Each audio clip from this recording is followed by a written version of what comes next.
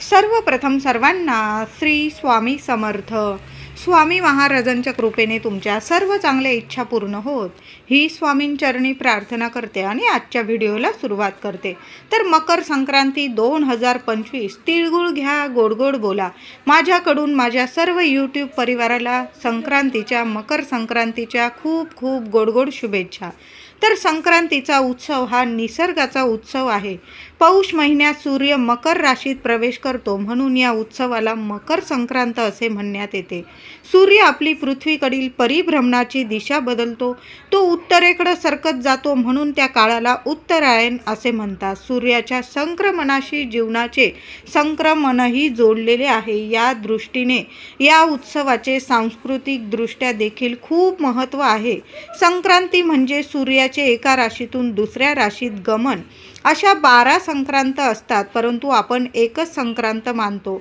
संक्रांतीच्या दिवशी दान देणाऱ्याला सूर्य अनेक हजारो पटीने पुन्हा पुन्हा परत करतो असे देखील मानले जाते.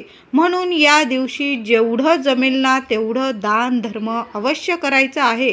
अगदी मुठमुठ तीळ जरी दान केली तुम्ही, 12 राशीच्या लोकांनी एक जरी दान केलं, ते म्हणजे तिळीचं दान, तर आपल्या आयुष्यात भरभरून सुख शांती येते.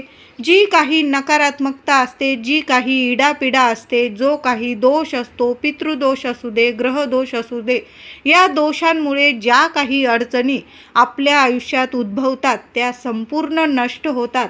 म्हणून मकर संक्रांतीला पुण्यस्थानी म्हणजे आपण पुण्यस्थानी जाऊन आपण स्नान करतो, दान करतो. या गोष्टींना खूप खूप महत्त्व आहे. म्हणून तुम्हाला तीर्थक्षेत्री जाणं झालं तर तिथं जाऊन स्नान करा, तिथं जाऊन दान करा. आता तिथं जाऊन नाही जमलं तर प्रत्येकाने मकर संक्रांतीच्या दिवशी अंघोळीच्या पाण्यात चिमूटभर तीळ आणि गंगाजलची बॉटल नक्की घेऊन या. आदल्याच दिवशी घेऊन या. भोगी, संक्रांत, किंक्रांत या तिन्ही दिवस आपल्या अंघोळीच्या पाण्यात या दोन्ही गोष्टी घालूनच आपल्याला आंघोळ करायचं आहे. अगदी लहान बाळ असेल महिलांनो तरीसुद्धा काही ग्रहदोष असतील लेकरा बाळांच्या आयुष्यात, ते सुद्धा नष्ट होतात. म्हणून तीळ आणि गंगाजल या दोन्ही वस्तू टाकून आपल्याला आंघोळ करायची आहे. सोन्यासारखा अनुभव नक्कीच येईल. सूर्य जेव्हा तुला राशीत आला की त्याचा प्रभाव कमी होतो, म्हणून थंडी पडत असते. सूर्य मेष राशीत आला की त्याचा प्रभाव वाढतो, म्हणून उष्ण तापमान असते. मिथुन राशी ही कोरडी राशी आहे. सूर्य कर्केत गेला की पाऊस पडतो, कन्येत गेला की पाऊस संपतो. दिवसभर उकाडा आणि रात्री थंडी अशी स्थिती निर्माण होते. त्यालाच आपण ऑक्टोबर हीट असेही म्हणतो. सूर्य मकर राशीत गेला की त्याच्या किरणात बदल होत असतात.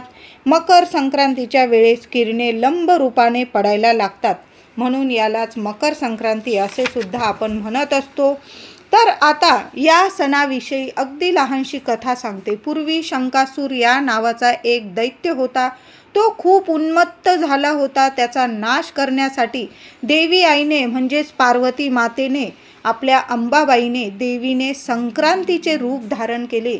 ही देवता 60 योजनेत पसरली असून तिचे ओठ, नाक लांब लचक व 9 हात आहेत. तिची आकृती पुरुषासारखी आहे. प्रत्येक वर्षी तिचे वाहन आयुधे बदलत असतात.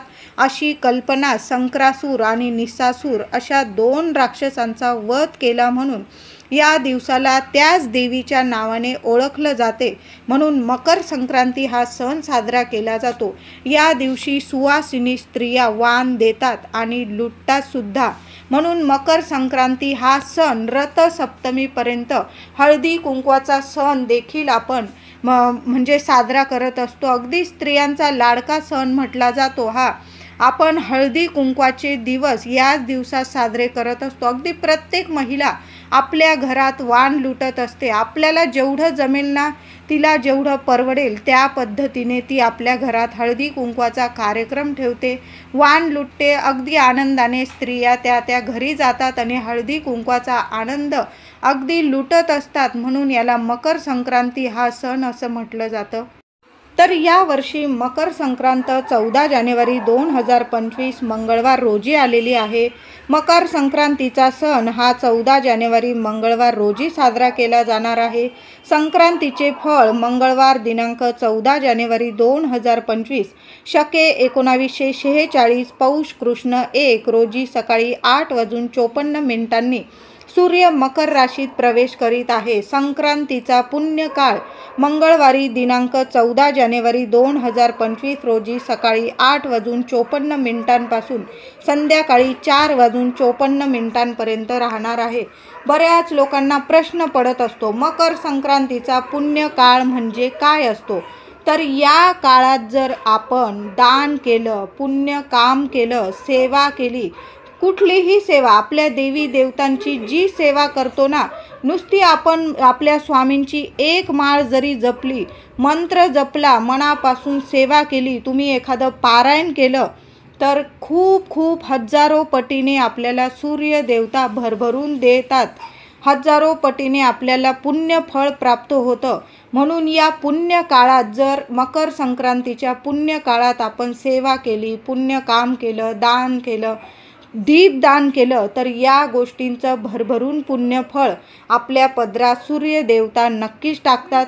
म्हणून याच काळात, याच वेळात पुण्य, दान, सेवा आपल्याला करायचे आहे. म्हणजे 14 जानेवारी 2025 मंगळवार रोजी सकाळी 8:54 पासून संध्याकाळी 5 वाजेपर्यंत तुम्हाला जे दान धर्म करायचे आहे, जे सेवा करायचे आहे, अगदी घरात बसून जरी आपल्या देवांच्या सेवा केल्यानं हजारो पटीने तुम्हाला सूर्य देवता भरभरून देणार आहे. म्हणून सेवा, दान वगैरे पुण्य कर्म नक्की करा. वाहन वाघ आहे, उपवाहन घोडा आहे. यावर्षी संक्रांत देवीने पिवळे वस्त्र परिधान केलेले आहे. म्हणून महिला असू दे, पुरुष दादा असू दे, सर्वांनी पिवळा रंग या वर्षी वर्ज्य करायचा आहे. तुम्ही जर नियम पाळत असाल तर म्हणते, नाहीतर बरेच महिला पुरुष बरेचसे प्रश्न निर्माण होतात त्यांच्या मनात. मग सोनं घालायचं का, हळद लावायची का? तर सोनं, हळद आणि वस्त्र यात जमीन आसमानचा फरक असतो. म्हणून आपल्याला एक दिवस फक्त पिवळा रंग वर्ज्य करायचा आहे. बाकी सोनं, नाणं, हळदी, कुंकू आपल्याला वर्ज्य करायचं नाही आहे. आता तुम्हाला सर्व प्रश्नांची उत्तरं मिळाली असेल. फक्त पिवळा रंग तुम्ही जर नियम पाळत असाल तर म्हणते, नाहीतर तुम्ही सर्रास पिवळा रंग घालू शकता. बाकीचे सर्व रंग खूप छान छान रंग असतात. हिरवा रंग घालू शकता, लाल रंग, नारंगी रंग, काळा रंग. मकर संक्रांतीला काळा रंग जर वस्त्र आपण परिधान केलं तर जी काही नजरबाधा लागलेली असते, इडापिडा असते, आपली संपूर्ण नष्ट होते. म्हणून काळा रंग आवर्जून परिधान करा, अगदी आनंदाने परिधान करा. शस्त्र म्हणून गदा हातात घेतलेली आहे संक्रांत देवीने. केशराचा टिळा लावलेला आहे. वयाने ती कुमारिका आहे, बसलेली आहे. वासाकरता जाईचे फूल हातात घेतलेले आहे. पायस भक्षण करत आहे. जातीने सर्प आहे. भूषणार्थ मोती धारण केलेले आहे. वार नाव व नक्षत्र नाव महोदरी असून सामुदाय मुहूर्त 45 आहे. ती पूर्वेकडून पश्चिमेकडे जात आहे. वायव्य दिशेस पाहत आहे. संक्रांतीचे फळ, संक्रांतीने ज्या वस्तू परिधान केलेल्या आहे त्या वस्तू महाग होतील. संक्रांत जेथून आलेली आहे तेथून जनतेला सुख प्राप्त करून देणार आहे. तर भोगी, संक्रांत आणि कर या तिन्ही दिवशीच काय, कधीच कुणाला त्रास देऊ नका, कुणाचं मन तोडू नका, कुणाला अपशब्द बोलू नका. घरात शांतता राहील याची काळजी घ्यायची आहे. महिला असो, पुरुष असो, अगदी लहान लेकरं असतील, सगळ्यांनी मौन धरून घ्या. या 3 दिवशी तरी आपण मौन धरून घ्या. कुणाशीच नाही, घरात नाही, बाहेर नाही, वादावाद होणार नाही याची कृपया काळजी घ्या. कारण एकदा का आपल्या घरात मकर संक्रांतीपासून कटकट चालू झाली, किरकिर चालू झाली, मग समजा तुमचं वर्षभर कटकटीमध्येच जाणार आहे. म्हणून शांतता ठेवायचं आहे आणि शांततेत राहायचं आहे. त्याचबरोबर घरात मांसाहार, मद्यपान, शिवीगाळ या गोष्टी अजिबात करू नका. करीच्या दिवशी म्हणजे किंक्रांतीच्या दिवशी तर या गोष्टी हमखास पाळायच्या आहे. त्याचबरोबर जेवढं दान धर्म जमेल ना तेवढं दान धर्म नक्की करा. तुम्हाला जेवढं खिशाला परवडेल ना तेवढं करा. झाडं वगैरे अजिबात तोडू नका, तुळशीला हात लावू नका, तुळस तोडू नका. उलट तुम्हाला कुठली झाडं लावायची असेल तर अतिशय सोन्यासारखा दिवस आहे. मकर संक्रांत आहे, भोगी, मकर संक्रांत, किंक्रांत काही वाईट नाही, पण फक्त आपल्या हातून कुठल्या चुका व्हायला नको म्हणून सांगते, नाही तर कटकट लागून जाते मागे. उलट चांगले फायदेशीर काहीतरी आपल्याबद्दल म्हणजे जीवनात अगदी सोन्यासारखा अनुभव येईल अशा गोष्टी हमखास करा. पुण्य दान करा, कुणाला दान करता आलं तर दान करा. पुण्य काम करता आलं, कर्म करता आलं, कुणाचं चांगलं करता आलं तर अवश्य करा. झाडांची म्हणजे झाडं लावता आले, अगदी एखादी तुळस लावता आली महिलांनो, अवश्य लावायची आहे. हमखास सांगते, 100% पुण्यफळ, सूर्य देवता पुण्यफळ आपल्या पदरात नक्की देतात. तर मकर संक्रांतीला दान पुण्य करण्यासाठी विशेष मानली जाते संक्रांत. या दिवशी केलेले दान पुण्य फळाची प्राप्ती मिळवून देते. यात सर्वात श्रेष्ठ महत्त्वाचे दान म्हणजे दीपदान. मकर संक्रांतीला दीपदान केल्याने हजारो पुण्याची प्राप्ती आपल्याला होते. कुटुंबात सौख्याची प्राप्ती होते, लेकरा बाळांची भरभरून प्रगती होते, पती पत्नीमध्ये गोडावा निर्माण होतो आणि आपल्या घरावरील लेकरा बाळांवरील सर्व इडापिडा टळून जाते आणि संपूर्ण कुटुंबाची भरभरून कुटुंबाची प्रगती होते. आर्थिक स्थिती आपली मजबूत होते. मकर संक्रांतीला 14 दीपदान करण्याला विशेष महत्त्व आहे. हे दीपदान करण्यासाठी तुम्हाला 14 मातीचे दिवे घ्यायचे आहे किंवा तुम्हाला परवडत असल्यास तांब्याचे दिवे घ्या, पितळाचे दिवे घ्या किंवा स्टीलचे दीपदान केले तुम्ही तरीही चालेल. मातीचे दिवे घेताना तुम्हाला कुठलेही दिवे घेताना तुम्हाला कोरे दिवे घ्यायचे आहे. आधी वापरलेले दिवे अजिबात घेऊ नका. तांबे पितळाचे दिवे सुद्धा तुम्हाला कोरे दिवे घ्यायचे आहे किंवा तुम्हाला नाहीच आता परवडेत, मातीचे सुद्धा दिवे परवडत नाही, तांबे पितळाचे तर खूप महाग आहे, मग काय करायचं महिलांनो? पिठाचे दिवे, कणिक मळून घ्यायची, कणिक मळताना चिमूटभर हळद टाकायची आणि छान असा कणकेचा गोळा मळून घ्यायचा आहे. 14 दिवे होतील एवढी तरी कणिक मळून घ्यायची आहे तुम्हाला. गव्हाच्या कणकेचे दिवे तयार करून घ्यायचे आहे. तुम्ही अगदी लहान लहानसे दिवे तयार करून घ्यायचे आहे. स्टीलचे सुद्धा तुम्ही दिवे घेऊ शकता. आता तुम्हाला तांब्याचे पितळाचे नाही परवडत आणि तुम्हाला कणकेचे नाही लावायचे तर मग तुम्ही स्टीलचे सुद्धा घेऊ शकता. तुम्हाला कणकेचे दिवे आणता येत नाही, आता कुठलेच तुम्हाला दिवे आणता येत नाही, त्यांनी कणकेचे लहान लहान दिवे बनवून घेतले तरीही चालेल. या दिव्यांमध्ये तुम्हाला दुहेरी वात ठेवून घ्यायचे आहे आणि तुम्हाला तिळाच्या तेलाचे हे दिवे तुम्हाला दान करायचे आहे. मकर संक्रांतीला तिळीला खूप महत्त्व आहे. तुमच्याकडं जर तिळाचं तेल नसेल आणि तुम्हाला दीपदान करायची मनात खूप इच्छा आहे तर तुम्ही कोणतंही तेल दिव्यात टाकून घेतलं तरीही चालेल. आता त्या प्रत्येक दिव्यात तुम्हाला चिमूटभर थोडी थोडी पांढरी तीळ टाकून घ्यायची आहे. दीपदान करताना पांढरी तीळच टाकायची आहे, काळी तीळ टाकू नका. आणि मग दीपदान करायचे आहे. तुम्हाला मोहरीच्या तेलाचा किंवा गाईच्या तुपाचा दिवा दीपदान करायचा असेल तर तुम्ही दिव्यांमध्ये थोडी थोडी तीळ टाकून घ्यायची आहे. म्हणजे तुम्ही तुपाचे पण दीपदान करू शकता किंवा राईच्या तेलाचे पण दीपदान करू शकता, पण तीळ टाकूनच दिवे दान करायचे आहे. तीळ टाकण्याची, तुम्ही जर तिळाचाच तेलाचा दिवा लावत असाल तर मग तीळ टाकण्याची तुम्हाला गरज नाही. एका ताटात 14 दिवे, आधी ताटात हळदी कुंकवाने एक स्वस्तिक काढून घ्यायचं आहे आणि स्वस्तिक काढून घेतल्यानंतर हे दिवे छान असे सजवून नीट ठेवायचे आहे ताटात. प्रत्येक दिव्यामध्ये तुम्हाला दुहेरी वात ठेवायची आहे. तुम्ही तुपाचे लावत असाल तर मग फुलवात ठेवायची आहे. 14 दिवे नीट तयार करून ठेवायचे. पहिला दिवा आपल्या देवघरात देवांसमोर लावायचा आहे. दुसरा दिवा तुम्हाला तुळशीजवळ, तिसरा दिवा आपल्या घराच्या मुख्य दाराशी लावायचा आहे. चौथा दिवा आपल्या पितरांना समर्पित करायचा आहे. घराबाहेर दक्षिण दिशेला तोंड करून लावा. आता तुम्हाला घराबाहेर नाही लावता आला, तुम्ही सरळ आपल्या माठाजवळ दक्षिणेस तोंड करून लावला. पितरांचं नाव घ्या, स्मरण करा आणि मग तो दिवा दीपदान करायचा आहे. पाचवा दिवा नदी, तलाव, खाडी, विहीर म्हणजे पाण्याच्या ठिकाणी तुम्हाला दीपदान करायचं आहे. पाचवा दिवा. आता समजा तुमच्या घराजवळ नदी नाही, खाडी नाही, तलाव नाही, विहीर नाही आणि तुम्हाला तशा ठिकाणी जायचं नाही, तर मग काय करायचं? एखाद्या खोलगट ताटात तुम्ही पाणी घेऊन घ्यायचं आहे. ताट पितळाचं असो, कास्याचं असो किंवा स्टीलचं ताट घेतलं तरीही चालेल. त्यात थोडंसं पाणी भरून घ्यायचं आहे आणि त्या ताटात थोडेसे गंगाजल आठवणीने टाका आणि त्या ताटात किंवा ताटाजवळ पाचवा दिवा दीपदान करायचा आहे तुम्हाला. सहावा दिवा उंबराच्या झाडाखाली किंवा वडाच्या झाडाखाली लावायचा आहे. उंबराचं झाड जराशे शोधा, तुम्हाला मिळून जाईल. उंबराच्या झाडाखाली लावायचं आहे. आपल्या स्वामींचं, दत्तगुरू महाराजांचं प्रार्थना करून घ्यायची आणि तो दिवा दीपदान करायचा आहे. त्याचबरोबर आपल्याला सातवा दिवा आवळ्याच्या झाडाखाली लावायचा आहे, दान करायचा आहे. आवळ्याच्या वृक्षात म्हणजे झाडात प्रत्यक्ष श्री हरी विष्णू माता लक्ष्मी वास करतात. लक्ष्मी नारायणांचे स्थान आहे आवळ्याचे झाड.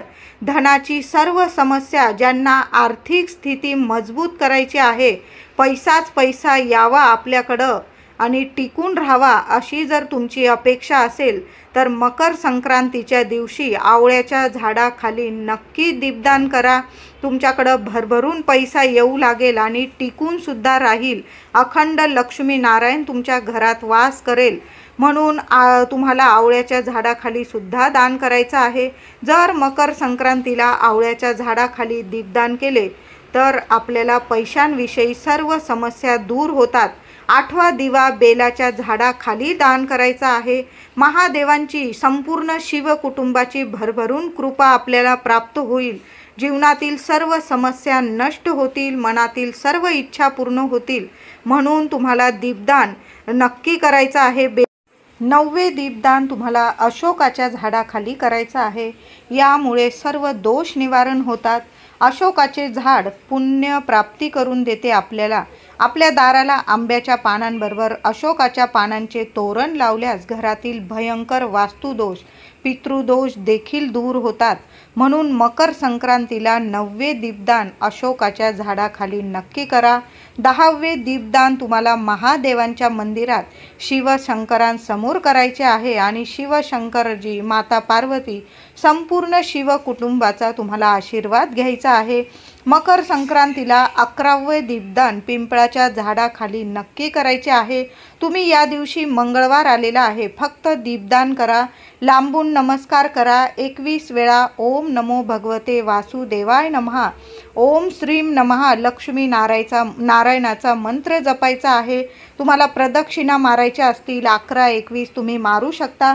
फक्त पिंपळाला स्पर्श करू नका. दीपदान मात्र नक्की करायचं आहे. पिंपळाच्या झाडाचे पूजन आयुष्यातील सर्व अडचणी दूर करतात. म्हणून मकर संक्रांतीला पिंपळाचे पूजन करून दीपदान जरूर करा. 12वे दीपदान आपल्याला वडाच्या झाडाखाली दान करायचे आहे. 1 दिवा वडाच्या झाडाखाली नक्की दान करा. यामुळे सुख सौभाग्यात भरभराट होते आणि आपल्या पतिदेवांच्या आयुष्यात ज्या काही अडीअडचणी असतात, मुलाबाळांच्या, पतिदेवांच्या, त्या संपूर्ण अडचणी दूर होतात. 13वे दीपदान गोशाळेत, ज्या ठिकाणी गायी बांधून ठेवतात, गोमाता बांधून ठेवलेल्या असतात, त्यांचं घर असतं गायींचं, त्या ठिकाणी दीपदान करायचे आहे. गायी असतील तर जरासा लांब दिवा लावा. गायीला त्रास होणार नाही, कुठली हानी होणार नाही दिव्यामुळे, याची काळजी घेऊन तुम्हाला दीपदान करायचे आहे. 14वा दिवा तुमच्या घराजवळ कुठल्याही मंदिरात होम हवन करत असतील, जसं नवरात्रीत अष्टमीला मंदिरामध्ये होम केला जातो, त्या ठिकाणी तुम्हाला 14वा दान करायचा आहे दिवा. हजारो तुम्हाला होम हवन केल्याचे पुण्य फळ प्राप्त होईल.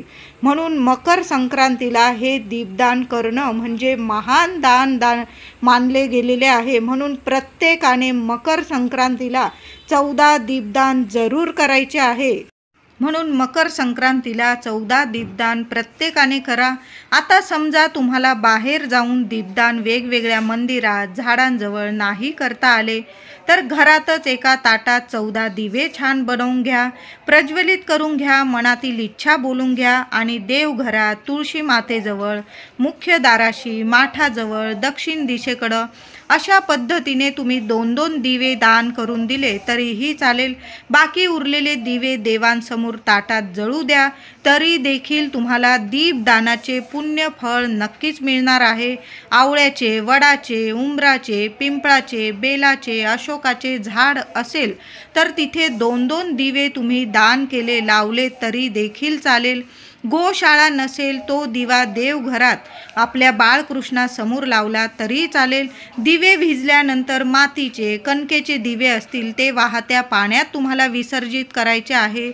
तांबे, पितळाचे दिवे असतील ते भिजल्यानंतर तुम्ही एखाद्या मंदिरात दान करून आला, ठेवून आला, श्रद्धेने ठेवून यायचे आहे मंदिरात. मग तुम्ही महादेवांच्या मंदिरात ठेवून या, गणपती बाप्पाचं मंदिर असेल, स्वामींचं, म्हणजे तुम्हाला एखाद्या मंदिरात ते दिवे भिजल्यानंतर ठेवून यायचे आहे. आणि तुम्ही मंदिरातच दान केले असतील तर दिवा भिजल्यानंतर घरी आणू नका. तो तुम्ही दान केलेला आहे दिवा, म्हणून दिवा घरी आणायचा नाही, तिथंच राहू द्यायचा आहे.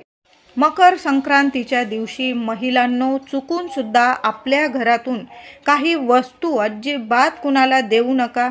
मग तुमचे सख्खे जरी आले तुमच्या घरात मागायला किंवा तुमचे शेजारी वगैरे आले तरी सुद्धा त्यांना पैसे अजिबात उसने देऊ नका. त्यांना बोला तुम्ही माझ्या घरात जेवून जा, एक वेळेस चहा पाणी घेऊन जा, पण पैसे उसने अजिबात देऊ नका. त्याबरोबर आपले वस्त्र किंवा आपले आभूषण असतील महिलांनो, मग त्यात बांगड्या असेल, सोनं नाणं असेल, अजिबात कुणाला देऊ. म्हणून संक्रांतीला अजिबात आपल्या घरातून या वस्तू कुणालाच देऊ नका. त्याचबरोबर संक्रांतीला मंगळवारी आपण सर्वच महिला सुगड पूजन करणार आहोत, हळदी कुंकू करणार आहोत. तर संपूर्ण दिवस हा शुभच आहे. अगदी सकाळी 8:56 हा संक्रांतीचा पुण्यकाळ सुरू होणार आहे. अगदी संध्याकाळी 5 वाजेपर्यंत हा पुण्यकाळ असणार आहे. अगदी तुम्ही महिलांनो 5 वाजेपासून नंतर आणखीन 7-8 वाजेपर्यंत जरी हळदी कुंकू केलं संध्याकाळी तरीही चालेल. फक्त मंगळवारी संक्रांतीला 1 तास हा अशुभ काळ असणार आहे, राहूचा काळ असणार आहे. तुम्ही जर राहू काळ मानत असाल तर या काळात, या वेळात अजिबात आपल्या घरात सुगड पूजन किंवा हळदी कुंकू अजिबात करू नका, सवाष्ण पूजन करू नका. तर मंगळवारी संक्रांतीच्या दिवशी दुपारी 3 ते 4 हा अशुभ राहूचा काळ असणार आहे. या काळात, या वेळात अजिबात सुगड पूजन करू नका, हळदी कुंकू करू नका. मग अगदी सकाळी 8:30 पावणे 9 वाजेपासून ते संध्याकाळी 5 वाजेपर्यंत किंवा रात्री 8 वाजेपर्यंत जरी तुम्ही हळदी कुंकू केलं तुमच्या घरात तरीही चालणार आहे. शुभच दिवस आहे. संपूर्ण दिवस रात्र ही मकर संक्रांतीची शुभच आहे. फक्त दुपारी 3 ते 4 हा राहूचा काळ आहे. जे लोक राहूचा काळ मानतात त्यांनी नक्की या वेळात, या काळात आपल्या घरात या शुभ गोष्टी अजिबात करू नका. त्याचबरोबर पौष महिना हा छोटा पितृपक्ष सुद्धा मानला जातो. मकर संक्रांतीला बऱ्याच घरांमध्ये आपल्या पितरांना घास टाकले जातात, म्हणजे आगारी दिली जाते. तर आगारी म्हणजे बऱ्याच लोकांना माहीत नाही, तर अग्नीमध्ये पितरांच्या नावाने घास टाकणे यालाच आगारी टाकणे असेही म्हणतात. तर संक्रांतीला तुम्ही जे जेवण बनवणार असाल, जे पण वरण भात भाजी पोळी, काही घरांमध्ये पुरणाचा नैवेद्य, संक्रांतीला हमखास पुरणाचा नैवेद्य केलाच जातो आणि पुरणाचा घास म्हणजे आगारी आपल्या पितरांना टाकली जाते. तर आता तुमच्या घरात पुरणाचा नैवेद्य बनवा किंवा नका बनवू, पण तरी पण आपल्या पितरांसाठी आपल्याला घास नक्की काढून ठेवायचा आहे, टाकायचा आहे. तर तुम्ही छोट्याशा याच्या म्हणजे तवा असेल तुमच्याकडं किंवा लोखंडी कढाई असेल, त्यात तुम्ही छोटीशी शेणी किंवा गौरी म्हणतात त्याला, छोटीशी शेणी जाळायची आहे कापूरसोबत, किंवा गाईचं तूप घ्यायचं आणि त्याच्या साहाय्याने आपल्याला ती शेणी जाळायची आहे. आणि त्या अग्नीमध्ये, त्या आघारीमध्ये आपल्या पितरांच्या नावाने 5 घास का होईना आपल्या पितृदेवांचं नाव घेऊन आपण सर्वांनी 5-5 घास त्यात टाकायचे असतात. घरातला कर्ता पुरुष असेल तर त्यांच्या आई वडील गेलेले असतील किंवा आणखीन पूर्वज गेलेले असतील तर त्यांच्या नावाने संक्रांतीच्या दिवशी आपण आघारी टाकायला पाहिजे. असं नाही की मुली आई वडिलांसाठी, म्हणजे तुमचे जर पूर्वज गेलेले असतील तर मुलीसुद्धा आपल्या आई वडील गेलेले असतील, आजी आजोबा गेलेले असतील, जे पूर्वज गेलेले असतील माहेरचे वगैरे, तुम्हीसुद्धा आघारी टाकू शकतात. यामुळे काय होतं ना, संक्रांतीला आघारी दिल्याने आपल्या घरावर किंवा आपल्यावर जे संकट असतात, अडीअडचणी असतात, आपल्याला कळत नाही या अडीअडचणी का येतात, तर काही वेळा पितृदोषामुळे सुद्धा अडीअडचणी येऊ शकतात. मग माहेरचे पण पितृदोष लागतात किंवा सासरचे पण असू शकतात. म्हणून संक्रांतीला किंवा पितृपक्षात जर आघारी आपण टाकली तर हमखास 100% आपल्या मागील जे पितृदोष असतात, अडीअडचणी असतात, त्या दूर होतात आणि प्रत्येक कामात आपल्याला यश मिळायला लागतं. साठी आघारी नक्की टाका.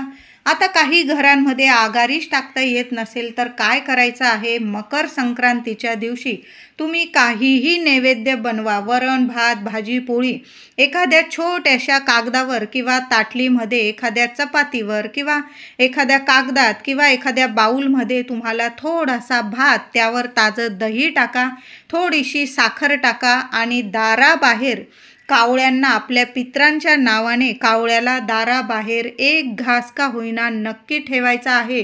तुम्ही जेवण करण्याच्या आधी दुपारी 12-12:30 वाजेच्या आतच आपल्या पितृदेवांच्या नावाने, पितरांच्या नावाने दाराबाहेर कावळ्याला 1 घास नक्की ठेवा. मग तुम्ही पुरणपोळीचा ठेवला किंवा वरण भाताचा, दही भात साखरेचा, पण 1 घास आपल्या पितृदेवांच्या नावाने मकर संक्रांतीला आठवणीने काढून ठेवा. आणि मग घरी यायचं आहे, आपल्या तुम्ही गच्चीवर ठेवला किंवा दाराबाहेर ठेवला, एखाद्या झाडाखाली ठेवला, नक्की ठेवा.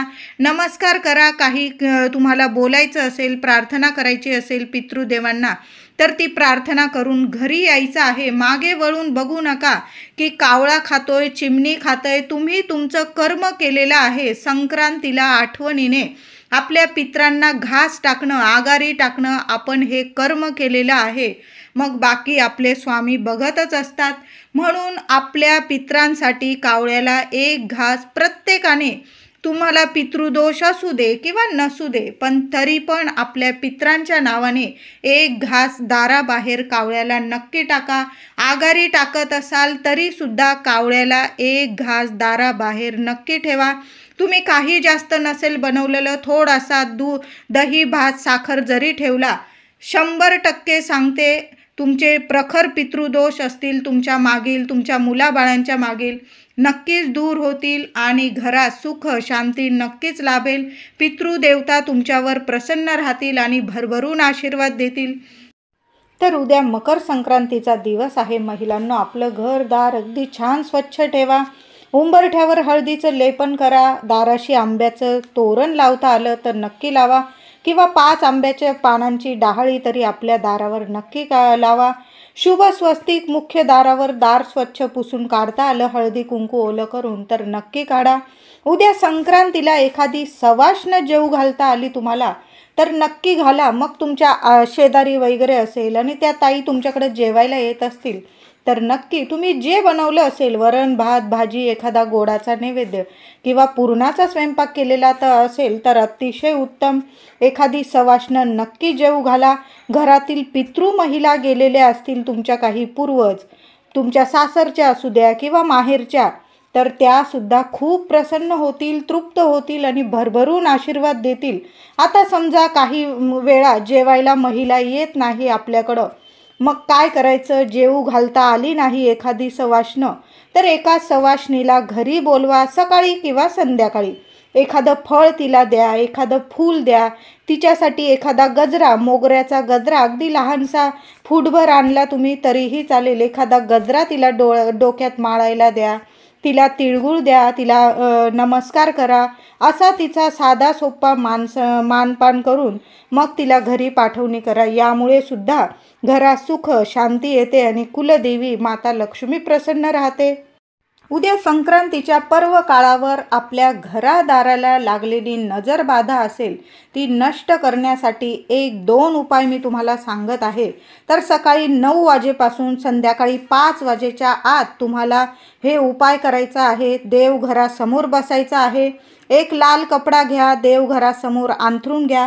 एक नारळ बांधता येईल एवढा तरी लाल कपडा, कॉटनचा विकत घेऊन या. आपण बराचसा खर्च करतो, पण आपल्या घरादारासाठी आपण एवढा खर्च करू शकतो. 20-30 रुपयाचा एखादा लाल कपडा घेऊन या आणि त्यावर एक शेंडीचं चांगलं नारळ बघून ठेवायचं आहे. शेंडी देवाकडे आली पाहिजे.